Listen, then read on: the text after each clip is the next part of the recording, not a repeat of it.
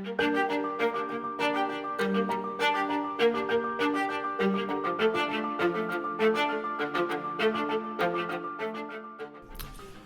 and welcome to Fireside Chats on Nomura Podcasts. I'm your host Jordan Rochester from the Global Markets Research Team, and in this episode of our Fireside, I'll be talking with Ting Lu, our Chief China Economist, and Albert Leung, our Asia Rate Strategist, on their thoughts on the China outlook, but with a focus on their latest piece looking at how China's North and South economic divide highlights the credit risk disparity in China.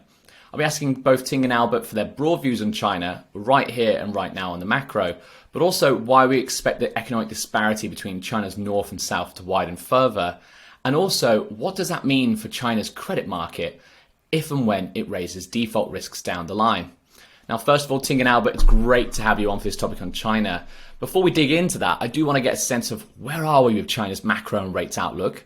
So far, it's been the year of US growth outperformance with their fiscal stimulus. We've had the US trade deficit making historical widening. Further, we saw Q1 dollar strength, higher US yields. But the recent rise in COVID-19 cases in India also reminds us that we're not out of the woods on COVID-19's economic impact. And for China, one of the risks clients often bring up for later this year is the slowing down of China's credit impulse. So Ting, where are we in China's recovery? Are we on track? And what does this mean for policy? Yep. Well, thank you.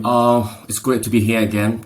Now, first of all, I believe that China's recovery is on track. But of course, China's recovery is unique. When I say it's on track, actually the fastest recovery time was Q2 last year. China was first in and first out. So when Q2 last year, many economists think because of the coronavirus, China's economy recovered with Q-on-Q growth at 10% in Q2 last year, but then we're down to a much more normal 3% in Q3 and Q4. Then in Q1 this year, we had some slowdown because of a second wave and because of the Chinese government's lockdown measures right before the Chinese New Year holiday. So that's why we have some slowdown in Q1 with Q-on-Q growth only at 0.6%. But I think the good news here is that we have rebound in March and April and most likely May, and I believe that the recovery of in-person services in May would be very impressive. So that's why I would say overall I think it's on track. We also have some new waves. So we do have this kind of volatility still in the recovery. But after the fastest recovery in Q2 last year, now we are getting close to a normal recovery. When I say normal, I will say Q-on-Q growth at a potential level. So what kind of potential level? It will be around 1.3 to 1.4%. And I think we are getting close to that. Most likely, I think in Q2, Q-on-Q growth will be faster than 1.4%. But then in the second half of this year, we will be very close to that. So I'm really confident that recovery in China is okay. Well, I got a lot of questions, to be honest, about credit impulse, because every time when China's credit growth slowed, and then clients will ask, okay, this is credit impulse problem, and we are very negative. Yes, sometimes it's correct to be negative about Chinese economy when credit growth slowed. This is a very normal phase of any policy cycle. We have some policy easings, then we will have some normalizations and tightening. I think the real problem in the previous cycle is that sometimes tightening was too fast and too aggressive. But this time around, I'm very confident that this time around it will be different. I think most likely the pace of slowdown credit growth will be moderate. I think from the peak at 13.7% in October last year, most likely, I think towards the end of this year, year-over-year credit growth measured by aggregated financing would be somewhere around 11.5%. So I think a slowdown about 2 percentage points of year-over-year growth of credit is moderate, is normal, and for a tightening phase like this, if I call this tightening, but I would prefer to say it's normalization, and I believe that while even measured in credit impulse, it's really, kind of like negative, but it's okay. Eventually, what's most relevant to my view about the Chinese economy is still about the year-over-year growth of outstanding credit. So Albert, you've just listening to Ting there. What's your main focus in China rates right here, right now? Yeah, so I think that in terms of China rates, credit is actually something that is of important focus at this stage. So it's in addition, I think that to what we mentioned in this special report. So credit, I think, is two dimensions. So one dimension is, of course, what we mentioned in this report about, but the other credit-related issue, the credit default and the credit vulnerability that can impact China rates is actually credit growth. Because the theory is that if credit growth slows, then there will be the banks will have more liquidity to invest in government bonds, and the government bond yields may go lower, and vice versa. So I think that this is actually something quite important because the Ting is actually forecasting 21 China credit growth for trying to moderate to around 11.5% from 13.3% last year. So last year the credit growth was popped up by the loose monetary policy post-COVID. So if he's correct, credit growth moderates, then I think there's actually is a positive news for China rates. And the other factors to consider, of course, is growth and inflation outlook. So I think growth, there's not much of kind of like a disagreement. I think most people will agree that the China growth will be stable and to positive this year. So the key, I think, is the inflation, because globally inflation is definitely something that is of focus. So I think right now the recently you have seen the commodities like oil price, like iron ore, copper, etc. also move up. So I think there's going to be a lot of pressure on the PPI, which already is seen in the data. So the key policy. And I think the other, but generally speaking, we think that the China fixed income will not do too badly this year because we already have a pretty decent rise in China yields in the second half of last year when China recovery started earlier than other markets. So this year so far, the China rates has been pretty stable despite the rising US rates. And I think this trend is likely to continue. So I think as we have discussed in previous podcasts, I think this is actually a year when China rates will outperform. US rates may be higher, but China rates I think will be stable to lower. And this is something that we continue to hope. Okay. Now let's get into the weeds of the topic here on the north-south divide in China. We're talking about the north of China, which is rich in natural resources and dominated by state-owned enterprises, versus the south of China, which is more export-orientated region, and it is dominated mainly by private-owned enterprises. There is still the state-owned enterprises there, of course. Now, Ting, I could say the same about my own country here in the UK. The north and south divide is very evident with the north of England versus the south. So why is this a focus for you here in regards to the China view? Well, I think this, perception about China as a whole, everywhere is the same, is no longer correct. And it will have some consequence for our views. So for example, let's say we have some defaults in some part of China. And some people say, I'm so scared. I believe that the whole China will have some credit problem. And perhaps maybe we need to downgrade China. We need to be more bearish about China.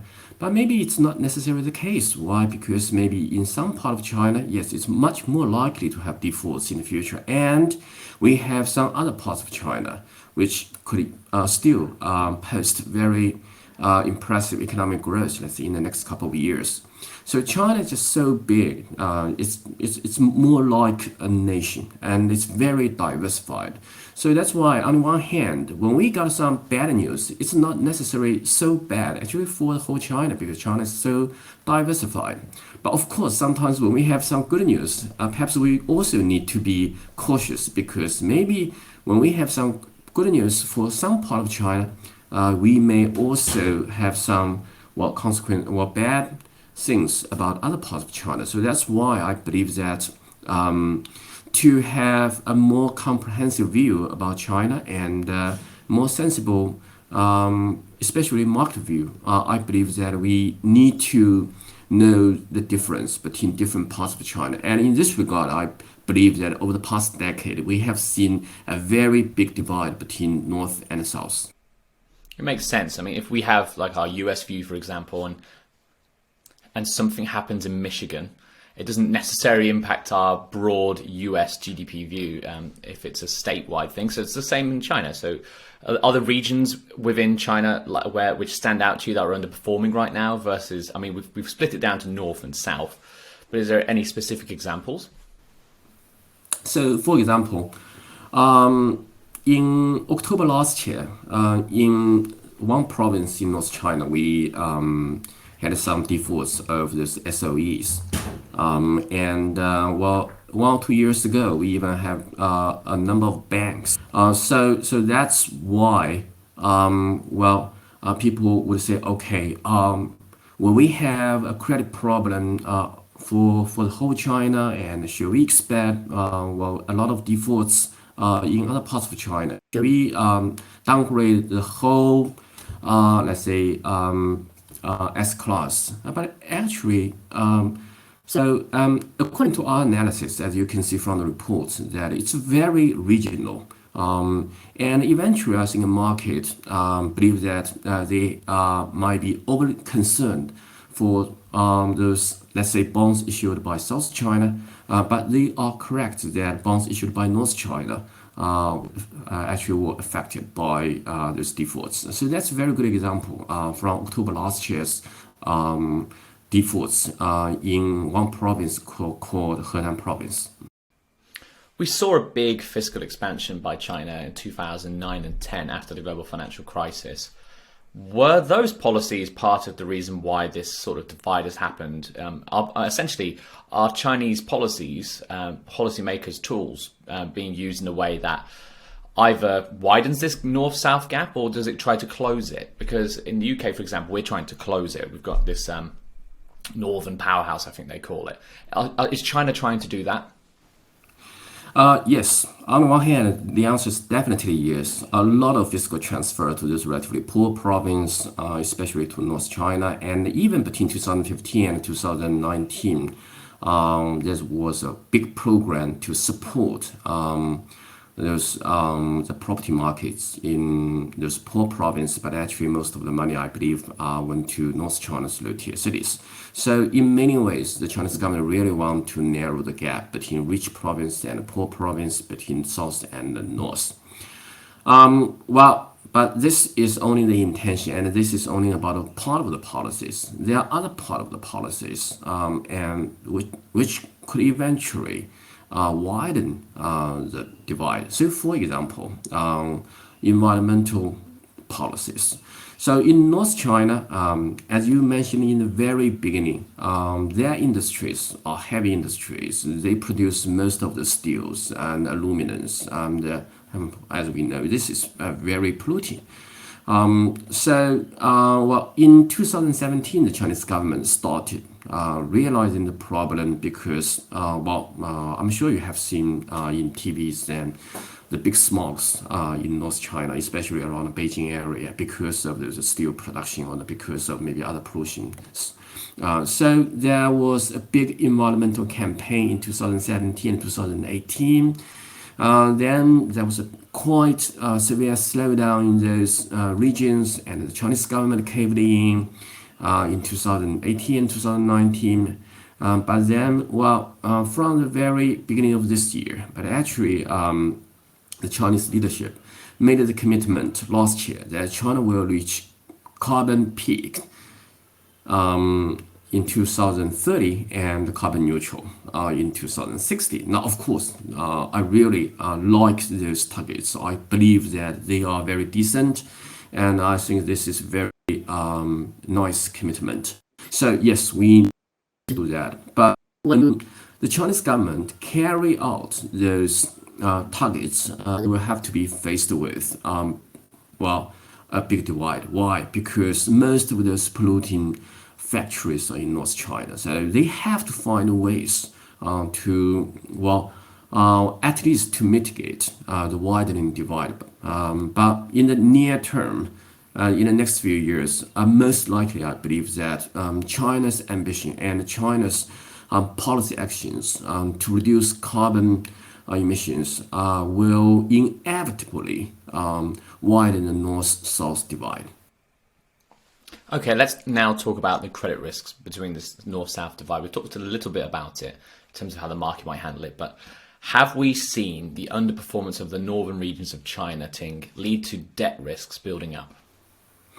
Yes, definitely. Actually, this is the very perhaps the most important point of my report is that we will see more risk of defaults for all this kind of business, from those SOEs to local government funding vehicles to those local banks in North China. This is also because of another policy. The Chinese government really want to control the growth of the property markets, and they believe that they need to allocate more credit resources to manufacturing. But of course, definitely not those older manufacturing. They want to promote those manufacturing in those new areas like chips. And in this regard, most likely, South will do much better. Now, back to the property markets, because it's extremely important for us to analyze the credit market. Why? Because banks, local governments, many SOEs are deeply involved in the property markets, directly or indirectly. But the Chinese government now really want to control the growth of credit. In the first quarter, growth of credit for the property markets is 2 percentage points lower than the overall credit growth. But that's the intended consequence. Now, this will lead to a big slowdown of the property markets in North China, in my view. Why? Because when developers have, relatively speaking, less resources available for developing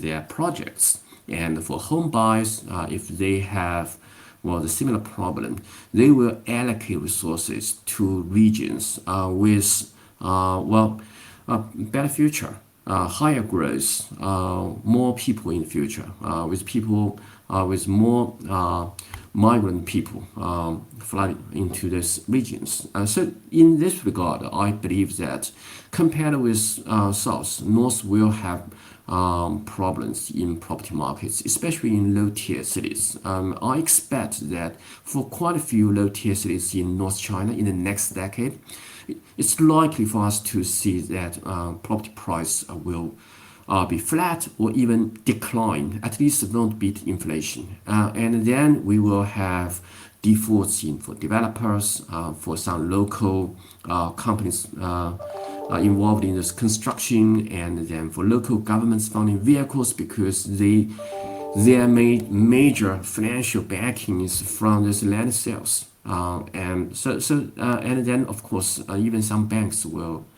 get hit. So that's why for the next 5 years, 10 years, I think a very big theme for us to analyze China's credit markets. This is of course very huge. It's just to watch the north-south divide. It's a huge risk from what you described there, Ting. I mean, after the global financial crisis, we had the subprime crisis, we had the global financial crisis with Lehman, then we had the Euro crisis, and we had various other things that came off the back of that. We've had a COVID-19 crisis, but it probably isn't the end of the road of the impact that will have on countries' risk premia and even politics as well down the line. Now, given the fiscal stimulus in the US, and we had President Joe Biden's joint address to Congress this week, very focused on the US trying to regain ground versus China in terms of growth and leading the way on investment. Is there the chance that China reacts to this sort of, first of all, these risks you've been talking about? So what are they going to do to address these credit risks? But also this US sort of competition when it comes to fiscal spending? Mm-hmm. Well, I think for China, I think first and foremost, they will try to avoid nationwide financial, let's say, risk.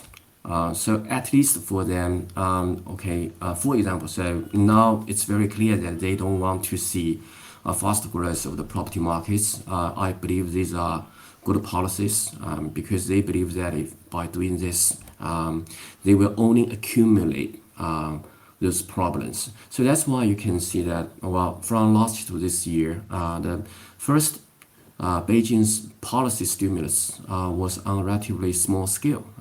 Thanks to Chinese government's very successful containment of the coronavirus. But then, right after some recovery, then they decide that it's time just to slow down the credit growth to a normal pace. So you can see that Beijing is very cautious. They know the problem. They know that they have to handle this. But on the other hand, let's not be too pessimistic here. When I say there's a big north and south divide, when I say there's some risks in north, let's not to forget that the south is booming.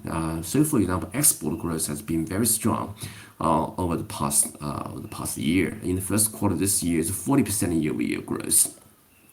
And we also have a lot of this new economies, like e-commerce economies. There's big e-platforms like Alibaba and Tencent. Of course, they are all in South China. So here, I think for Beijing's strategy is to make sure that the risk in poor province, of course, many of them are in North China, is contained, and then the whole economy is growing. Maybe based on some new technology, based on higher efficiency. So then they will use resources from whole China, especially from South China, and they will increase the fiscal transfer and then to solve the problem. But they need to make sure that they will have growth for the whole China, and they need to contain the risks in North China in this poor province. And I believe this is a whole strategy. So this is not about spending a lot of money now and let's say to expect to solve the problem immediately. No, it's not. I believe that they are realistic. Beijing is realistic. They know it takes time to solve it, and in this process, controlling risk is and maintaining decent growth, so they will have enough resources. Albert, have China rates reacted in the past to the state-owned enterprise defaults that Ting's mentioned just then, or any other sort of Chinese credit underperformance?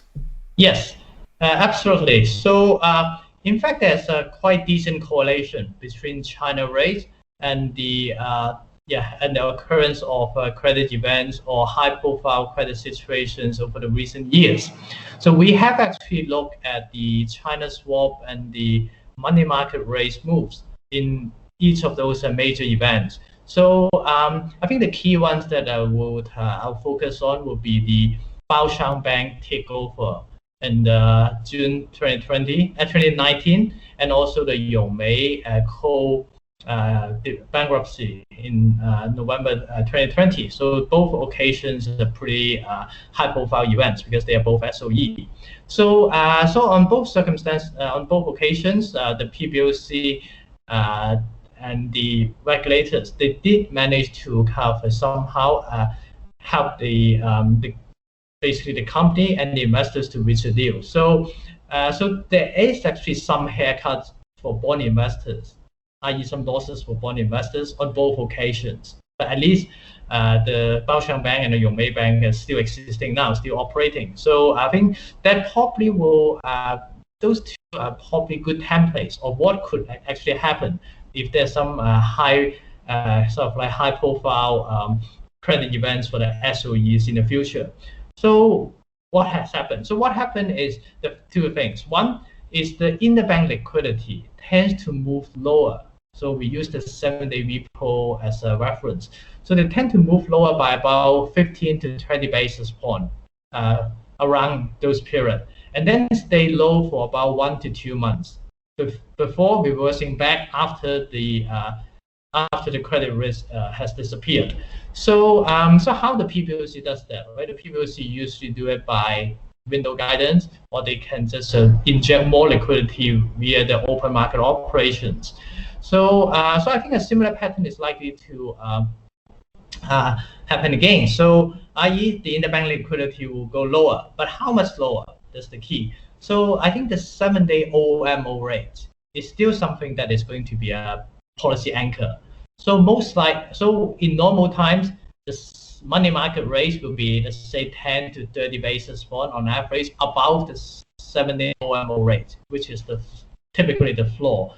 But around those credit situations, what we see is the interbank rates tend to go 10 to 20 basis points below the 7-day OMO rate and persist for 1 and 2 months. So this is something I think, as I say, will repeat. And on average, the 5-year swap and the 10-year China government bond yields on average also come off by 15 to 20 basis points. Albert, what is the best way for investors to sort of shield themselves, let's say, from any potential future blowout in names in China credit? Ting's talked about the risks there, and what sort of positions benefit from the sort of risk off that could generate? Yes. So I think, the answer to this question is similar to what I mentioned earlier. So if credit events come up, you're more likely to see more liquidity from the PBOC, lower interbank rates, and which will also benefit. The first one to benefit is usually the government bond, and also to a large extent the policy bank bonds. Why? Because around those situations, you typically will see some flight to quality vote into safe haven assets, and in China. So it's similar to in the US. If there's some US credit issue or some risk-off events, the US treasuries tend to get bid. So it's similar for onshore. So, so the China government bond is still perceived as the safest credit instruments by definition. So there will be there will be two top drivers. One is safe haven flow from the more risky assets, lower credit rating corporate bonds to the CGB. And the second is the easier liquidity will also benefit the bonds as well. So what I would expect in those circumstances will be for China government bond and a policy bank bond yields to move lower. And then for offshore investors, of course, not all of them have access to the onshore market. So what they can do is to position for lower swap rate in the offshore market. So, so as I say, typically the 5-year swap will drop by on average 15 basis points over 1 to 2 month period from before the event. So this is some sort of template that I think will be worth focusing on. Now, of course, there are probably other ways to hedge against the China risk as well. You can probably do it in the CNH FX, or also do it in the China or Hong Kong equity. But I think the problem is for equities, FX is quite sensitive to the broad US dollar and the broad equity sentiment globally. So it may not be a very pure hedge against China risk. I think the good thing about China rates is typically it's quite decorrelated with US views. So some Asia rates market are quite correlated with the US, but China fortunately is not. So it actually provides a very good kind of like instrument to diversify the global risk and at the same time to hedge against specific China risk. So those are the views from us, and that's the Fireside with Ting Lu and Albert Leung. Thank you for listening into the podcast. If you enjoyed listening to the show or want to hear more from Nomura's economists, researchers, and investors, please like and subscribe to Nomura's podcast on Apple, Spotify, and SoundCloud, or wherever you do get your fill of podcasts. If you're feeling generous, please do leave a review on your podcast store of choice, preferably a nice one, and please do log on to nomuraconnects.com to keep up to date and keep on listening. Thanks, goodbye for now, and stay safe.